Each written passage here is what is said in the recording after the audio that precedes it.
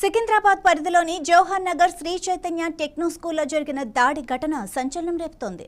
ఒక విద్యార్థిపై తోటి విద్యార్థులు విచక్షణారహితంగా దాడి చేయడంతో ఆ విద్యార్థి తీవ్రంగా గాయపడ్డాడు. ఈ ఘటనపై స్కూల్ యాజమాన్యం విద్యార్థి కాలు జారి పడ్డాడని తల్లిదండ్రులకు తప్పుడు సమాచారం ఇచ్చింది.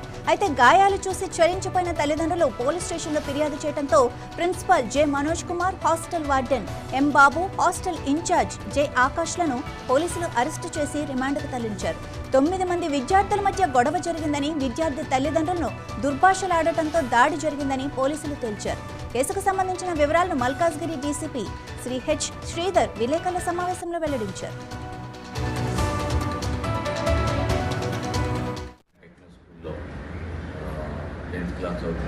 విద్యార్థికి సంబంధించి స్కూల్లోనే తోటి విద్యార్థులు విపరీతంగా అతన్ని కొట్టారనేటటువంటి ఫొటోస్ సోషల్ మీడియాలో ఇచ్చినందుకు వైరల్ కావడం జరిగింది. దానికి సంబంధించి వారితో విచారణ తీసినప్పుడు వాళ్ళు కామారెడ్డి వాస్తవిగా తేలింది. ఆ విషయానికి సంబంధించి ఆ అబ్బాయి వల్ల పేరెంట్స్ ఇచ్చినటువంటి ఫాదర్ ఇచ్చిన కంప్లైంట్ మేరకు కేసు రిజిస్టర్ చేసుకొని దర్యాప్తు చేయడం జరిగింది. దర్యాప్తులో భాగంగా తెలిసిన అంశాల మేరకు అదే 10th క్లాస్ అదే హాస్టల్లో శ్రీ చైతన్య టెక్నో స్కూల్ హాస్టల్లో 10th క్లాస్ చదువుతున్నటువంటి విద్యార్థికి ఎవరైతే 9th క్లాస్ నుంచి కూడా పరిచయం ఉన్న విద్యార్థులు ఉన్నారో వాళ్ళతో చిన్న స్వల్ప వివాదం ఉంది 9th క్లాస్లోనే. యాజ్ ఆఫ్ నౌ మనకున్నటువంటి సమాచారం ఏంటంటే ఈ అబ్బాయి ఎవరైతే ఉన్నాడో అతని తోటి విద్యార్థి యొక్క ఫ్యామిలీ మెంబర్ గురించి ఏదో కామెంట్ చేసింది ఒక సందర్భంలో అనేటటువంటిది అతను మనసులో పెట్టుకున్నాడు.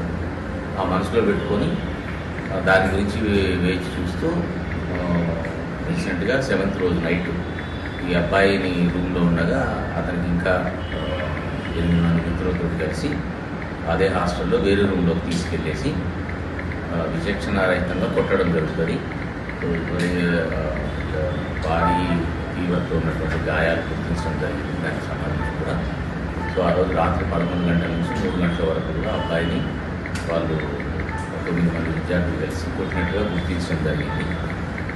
వీళ్ళందరూ కూడా మైనర్లు కాబట్టి వాళ్ళ వివరాలు అనేటటువంటి ఎక్కడ కూడా డిస్క్లోజ్ చేయడానికి అవకాశం లేదు. ఏదైతే లీగల్ యాక్షన్ ఉందో దాని ప్రకారం జూనియర్ యాక్షన్ ప్రకారం యాక్షన్ తీసుకుంటున్నాము. దీనిలో భాగంగా మేము గుర్తించిన అంశాల మేరకు ఏదైతే మేనేజ్మెంట్ పరంగా లోపాలు ఉన్నాయో దాంట్లో ముఖ్యంగా చట్టపరంగా ఉన్నటువంటి లోపము ఈ అబ్బాయిని ఎప్పుడైతే వాళ్ళు కొట్టినట్టు గుర్తించడం జరిగిందో దానికి సంబంధించిన సమాచారాన్ని ఇమ్మీడియట్గా పేరెంట్స్కి పోలీస్కి ఇన్ఫార్మ్ చేయాల్సి ఉంటుంది. కానీ వాళ్ళు దాన్ని ఉద్దేశపూర్వకంగా